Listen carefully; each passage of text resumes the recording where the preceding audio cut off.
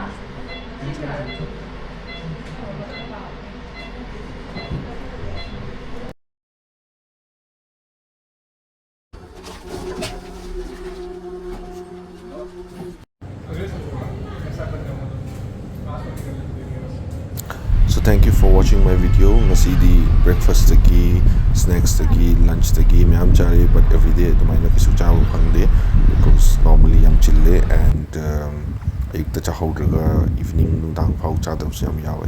Thanks a lot. Mathang video dam thengnarase. See you. Bye.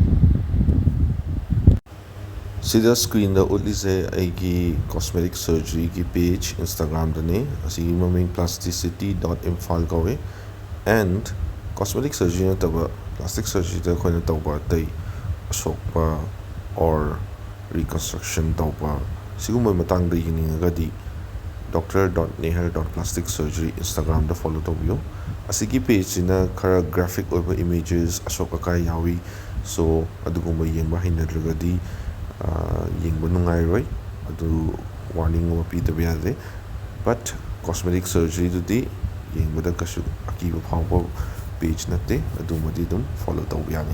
Thank you.